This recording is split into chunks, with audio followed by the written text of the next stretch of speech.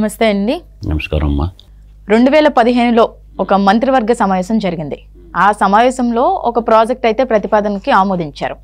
ఆ project siemens సంస్థ ఎవరైతే ఉన్నారో వాళ్ళు ముందుకొచ్చారు. ఆ ప్రాజెక్ట్ విలువ 3,356 కోట్లు. వాళ్ళు ఆ ప్రాజెక్ట్తో ముందుకు రావడం, విద్యార్థులందరికీ ఒక్క రూపాయి కూడా ఖర్చు లేకుండా వాళ్ళకి శిక్షణ ఇవ్వడం, ఆ విద్యార్థులకు ఎవరైతే శిక్షణ ఇచ్చారో వాళ్ళందరికీ చాలామందికి ఉద్యోగాలు రావడం, ఇవన్నీ జరిగినాయి.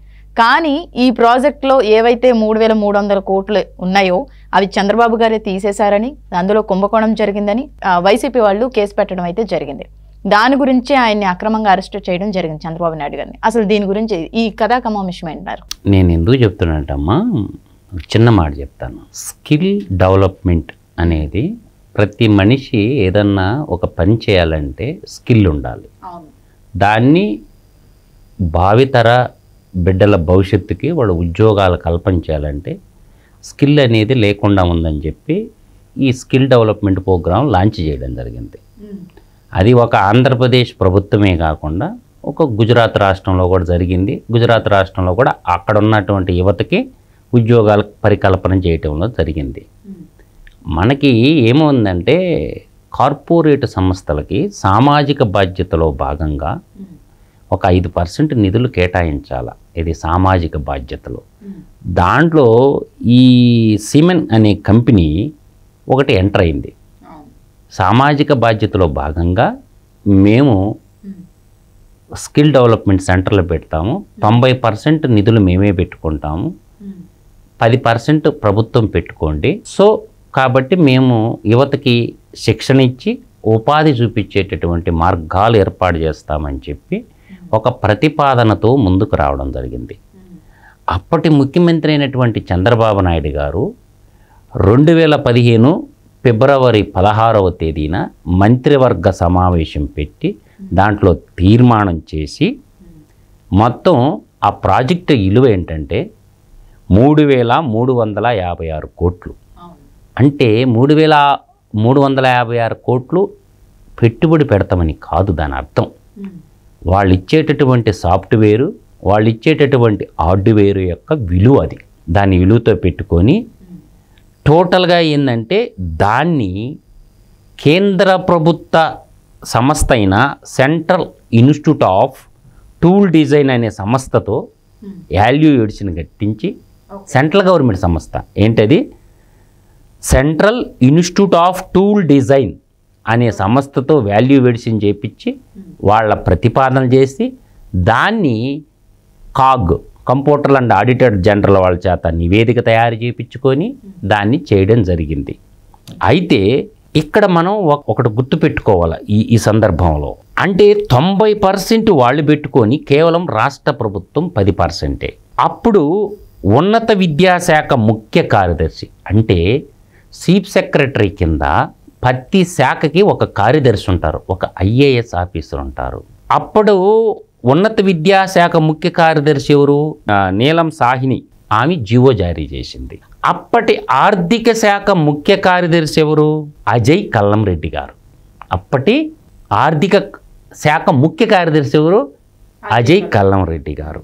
తర్వాత స్కిల్ డెవలప్ శాఖ ముఖ్య కార్యదర్శిగా ఎవరున్నారు, ఎల్ ప్రేమచంద్రారెడ్డి ఉన్నాడు. వీళ్ళు ముగ్గురు ఆఫీసర్లు ఒకరు నిధులు విడుదల చేయటం, ఒకరు దాన్ని పర్యవేక్షించే అధికారిగా ఉండటం చేశారు. ఆ కార్పొరేషన్ MDగా ప్రేమచంద్రారెడ్డి ఉన్నారు. వాళ్ళకి అందరూ IAS చదువుకున్నటువంటి అధికారులు. వాళ్ళ పర్యవేక్షణలోనే జరిగినటువంటి ఈ విధానాన్ని నీలం సాహ్ని కానీ, అజయ్ కల్లం రెడ్డి కానీ ఆర్థిక శాఖ ముఖ్య కార్యదర్శి, స్కిల్ డెవలప్మెంట్ కార్పొరేషన్ చైర్మన్గా MDగా వ్యవహరించినటువంటి ప్రేమచంద్రారెడ్డి కానీ, వీళ్ళు ముగ్గురు చంద్రబాబు నాయుడు దగ్గర అప్పటి ప్రభుత్వంలో కీలక బాధ్యతలు వహించినటువంటి వ్యక్తులు. వాళ్ళని ఎవరిని అరెస్ట్ చేయాల అంటే వాళ్ళకి తెలియకుండా ఏం జరగలేదుగా.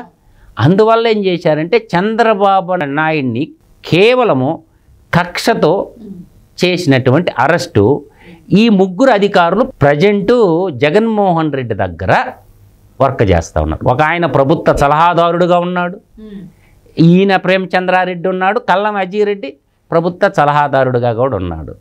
వాళ్ళు అరెస్ట్ చేయలేదే. చూడండి, ఇంకా నేను చెప్తాను.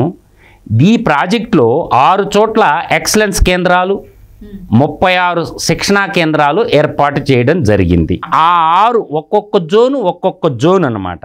ఈ ప్రాజెక్టులో మొత్తం శిక్షణ తీసుకున్నటువంటి విద్యార్థుల సంఖ్య 2,13,000 మంది. దాంట్లో 65,000 మందికి ఉద్యోగాలు ఇచ్చారు. అర్థమైందా? దాదాపుగా వాళ్ళ రికార్డ్స్ ప్రకారమే 3,80,000 మంది శిక్షణ పొందారని చెప్పి ప్రభుత్వ అధికార లెక్క చెప్తుండ. 85,711 మందికి ఉద్యోగాలు లభించాయని వాళ్ళ సొంత వెబ్సైట్లోనే రాసుకున్నారు. ఆ తర్వాత ఏం చేశారంటే ఈ నడుస్తున్నటువంటి శ్రీ వెంకటేశ్వర విశ్వవిద్యాలయము, జేఎన్టీయూ సెంటర్లో వీటన్నిటిని కూడా రాజమండ్రి సెంట్రల్ జైల్లో కూడా ఒక స్కిల్ డెవలప్మెంట్ సెంటర్ ఉంటాయి.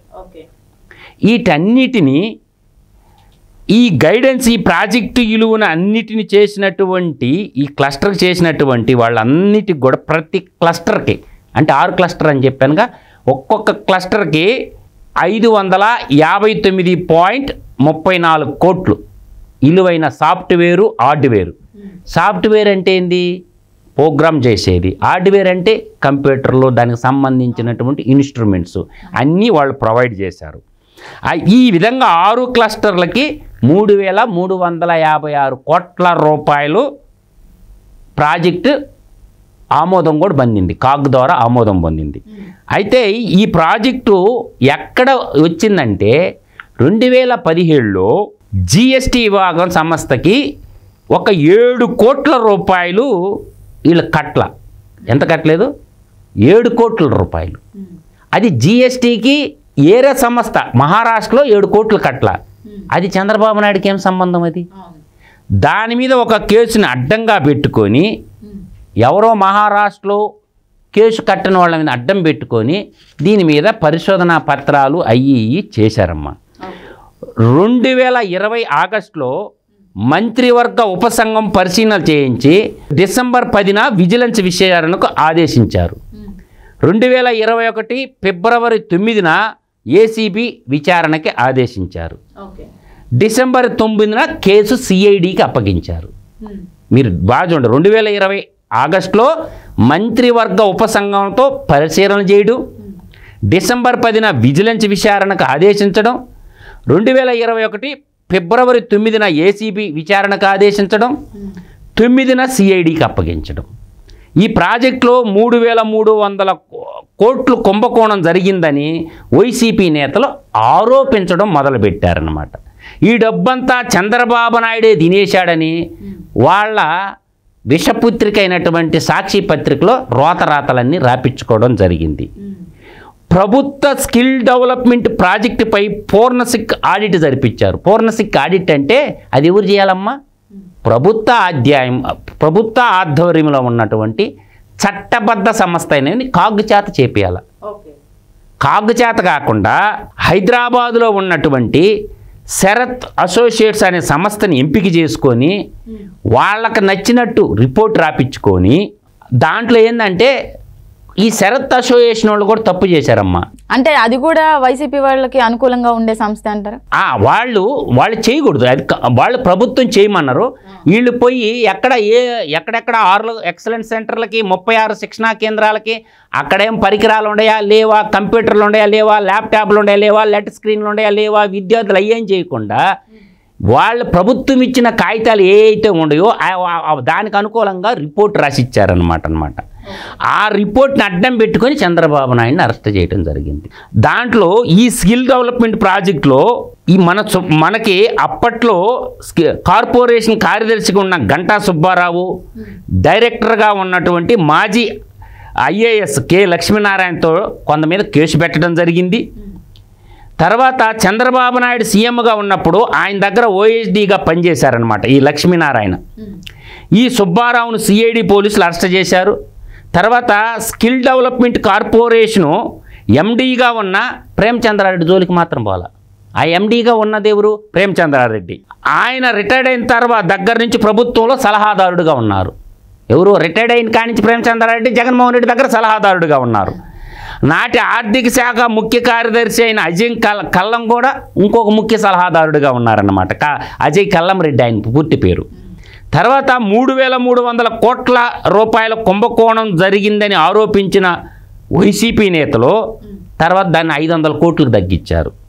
కొన్నాళ్ళ తర్వాత దాన్ని 300 కోట్లకు కుదించారు. తర్వాత 2021 డిసెంబర్ 9న ఎఫ్ఐఆర్ దాఖలైంది. దాంట్లో చంద్రబాబు పేరు లేదు. ఎప్పుడు మొదట్లో చంద్రబాబు నాయుడు పేరు లేదు. తర్వాత దీన్ని 2023 సెప్టెంబర్ 9న అకస్మాత్తుగా చంద్రబాబు నాయుడిని అరెస్ట్ చేయటం, 37వ నిందితుడిగా చేర్చడం జరిగింది. అర్ధరాత్రి ఆయన నంద్యాల సభలో ఉంటే అరెస్ట్ చేశారన్నమాట. అంటే ఎట్లా వచ్చిందో చూడండి.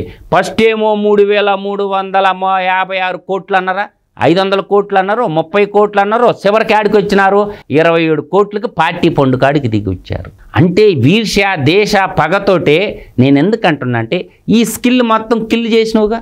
ఈ సెంటర్లో శిక్షణ పొంది ఉపాధి పొందిన వాళ్ళందరూ నీ 5 ఏళ్ల ప్రభుత్వ కాలంలో ఇప్పుడు జరిగినటువంటి జగన్ రెడ్డి వచ్చిన తర్వాత మీరు ఏవైతే అన్నారు ఆ జేఎన్2 ఇంకా ఏవైతే ఉన్నారో అవి కూడా క్లోజ్ చేశారంట కదా, మొత్తం క్లోజ్ చేసేశారు. ఏడా స్కిల్ డెవలప్మెంట్ సెంటర్లు ఈ 5 ఏళ్లలో ఇంక ఉపాధి లేకుండా పోయిందిగా. ఆ ఉన్న సెంటర్లని కంటిన్యూగా ఇంప్లిమెంటేషన్ చేస్తుంటే ఇప్పుడు ఏటా ఒక 10 లక్షల మంది పిల్లోళ్ళు వస్తుంటారు కదా, బీటెక్, ఎంబీఏ, ఎంసీఏ ఏదన్నా చదువుకున్న పిల్లోళ్ళు అందరూ ఉంటారు కదమ్మా. వాళ్ళందరికీ స్కిల్ డెవలప్ చేసి ఈ కంపెనీలతో ఒప్పందాలు కుదుర్చుకుంటూ ఉద్యోగాలు వచ్చాయిగా. అంటే ఈర్ష్య దేశ పగతో ఈ స్కిల్ డెవలప్మెంట్ని కిల్ చేసేసాడు జగన్ ప్రభుత్వం. అంటే ఇప్పుడున్నటువంటి ఈ 5 సంవత్సరాల యువత ఇంకా హైదరాబాద్ లాంటి, బెంగళూరు లాంటి, చెన్నై లాంటి మహానగరాలకు వెళ్ళిపోయి అక్కడ మళ్ళీ ఈ కొత్త సాఫ్ట్వేర్ కోర్సులు ఇవన్నీ నేర్చుకొని నూతనంగా ఉద్యోగాలు ఎత్తుక్కోవాల్సిన అవసరం వచ్చింది. అందువల్ల నేను అంటుండేది ఏంటంటే ఏ ప్రభుత్వమైనా ఈర్ష్య దేశ పగలతోటే పరిపాలన చేస్తే నష్టపోయేది మన యువతే. కాబట్టి గతంలో ప్రభుత్వం కొన్ని పనులు చేస్తే దాన్ని కొనసాగించాల. ఆ తర్వాత దాన్ని ఇంకొక ముఖ్యమంత్రి ప్రభుత్వం అంటే ప్రజలందరిది ప్రభుత్వం, పార్టీ అనేది వ్యక్తులది. వ్యక్తిగతంగా ఈర్ష్య దేశ పగను ఏర్పరచుకుంటే యువత ఏం చేస్తారంటే ఉద్యోగాలు నష్టపోవటం జరగద్ది. అందువల్ల మన జగన్మోహన్ రెడ్డి సర్కారులో వచ్చింది 5,000 రూపాయలు వాలంటరీ ఉద్యోగాలే కదమ్మా. ఇంకా ఫైనల్గా ఏంటంటే అలా సచివాలయాల్లో కొన్ని ఉద్యోగాలు. తర్వాత స్కిల్ని కిల్ చేసినటువంటి మన ముఖ్యమంత్రి ఇప్పుడు సెంట్రల్ గవర్నమెంట్ ఏం చెప్తుంది, స్కిల్ డెవలప్మెంట్ అన్ని సెంటర్లో లాంచ్ చేయాలని చెప్పి ఈ మధ్య లాంచ్ చేస్తూ వస్తున్నారుగా. సెంట్రల్ గవర్నమెంట్ ఇన్స్టిట్యూట్లో ఒక చట్టమే తయారు చేసిందిగా, అన్ని యూనివర్సిటీలో స్కిల్ డెవలప్మెంట్ సెంటర్లు ఉండాలని చెప్పి. ఇప్పుడు కేంద్ర ప్రభుత్వాన్ని కూడా తప్పందామా. అందువల్ల 27 కోర్సులు ప్రవేశపెట్టింది సెంట్రల్ గవర్నమెంట్. అన్ని యూనివర్సిటీల్లో, అన్ని కాలేజీల్లో ఖచ్చితంగా ఏదొక స్కిల్లు, బీటెక్ మెకానికల్ చదివినా, సివిల్ చదివినా, కంప్యూటర్ సైన్స్ చదువుకున్నా ఈ 27 కోర్సుల్లో ఏదో ఒక కోర్సు నేర్చుకొని తీరాలని ఇప్పుడు చట్టం రూల్ పాస్ చేసిందిగా. ఇంకా చచ్చినట్టు అన్ని యూనివర్సిటీల్లో పెట్టాలిగా. కాబట్టి ముందు చూపు లేకుండా జగన్మోహన్ రెడ్డికి, కేవలం జగన్మోహన్ రెడ్డికి మందు చూపు తప్ప ముందు చూపు లేనటువంటి ముఖ్యమంత్రి యువత నిరాశ నిస్పృహాలకి, నిరుద్యోగాన్ని తాండవాడుతుంది ఆంధ్రప్రదేశ్లో. కాబట్టి ఇగ్నులైన యువత చదువుకున్నటువంటి ఇప్పుడు కొత్తగా నూతనంగా ఓటు వచ్చినటువంటి 18 సంవత్సరాలు నిన్న వాళ్ళకందరికి ఓటు వస్తుంది కదమ్మా. ఇప్పుడు బీటెక్ చదువుకుంటున్నటువంటి పిల్లలు కానీ, డిగ్రీ కాలేజీలో ఉన్న పిల్లలు కానీ, పీజీ కాలేజీలో ఉన్న పిల్లలు ఓటు హక్కు ఉన్న ప్రతి ఒక్క విద్యార్థులు ఇప్పుడు టెక్నికల్ విద్య కానీ, మెడిసినల్ విద్య కానీ ఏది చదువుకుంటున్నా కూడా, పోస్ట్ గ్రాడ్యుయేట్ చదువుకున్నా ఈసారి రాబోయే ఎలక్షన్లో మీ అమూల్యమైన ఓటుని ఒక్కసారి ఆలోచించి మీకు ఎవరు ఉపాధి కల్పిస్తారు స్థానికంగా, అటువంటి వ్యక్తిని ఎన్నుకొని విజ్ఞతతో చదువుకున్న యువత కుల పిచ్చికి, మత పిచ్చికి లోను కాకుండా, ఈ డబ్బులకి అమ్ముడు పోకుండా, మీరు చదువుకున్న విజ్ఞులు కాబట్టి విద్యార్థులు కూడా ఆలోచించి రాబోయే 2024 ఎలక్షన్లో స్వచ్ఛమైనటువంటి మీ ఓటు అనే ఆయుధం మీ చేతిలో ఉంది. కాబట్టి ఈ యొక్క యువతకి ఉద్యోగ కల్పన లేనటువంటి ఈ ప్రభుత్వాన్ని ఆలోచించి ఓటేయండి. ఎవరు ఉపాధి కల్పిస్తారు, ఎవరు పరిశ్రమల అభివృద్ధి చెందిస్తే స్థానికంగా ఉపాధి కల్పించడం, అటువంటి ప్రభుత్వాన్ని ఎన్నుకోమని నేను చెప్తున్నా. ఖచ్చితంగా విద్యార్థుల పాత్ర అమోఘంగా ఉంటుంది. కాబట్టి నిరుద్యోగ యువత, చదువుకుంటున్న విద్యార్థులు, మన రాష్ట్రం అప్పుల కుప్పగా మారిపోయింది. తాకట్లో భారతదేశం లాంటి పుస్తకం ఒకసారి తరిమిల నాగిరెడ్డి రాసిన పుస్తకం చదవండి. తాకట్లో ఆంధ్రప్రదేశ్ రాష్ట్ర సచివాలయాన్ని తాకట్టు పెట్టినారంటే తెలుగు ప్రజల ఆత్మగౌరవాన్ని తాకట్టు పెట్టినట్టు. అందువల్ల ఈ తాకట్లో ఉన్న గవర్నమెంట్కి మనము స్వస్తి పలకపోతే, మన రాష్ట్రాన్ని మనం కాపాడుకోలేకపోతే మన భవిష్యత్తుకు కూడా మనం బాటలు వేసుకోలేం. కాబట్టి విజ్ఞతతో ఆలోచించి ఓటేయమని యువతకి నేను పిలుపునిస్తున్నానమ్మా.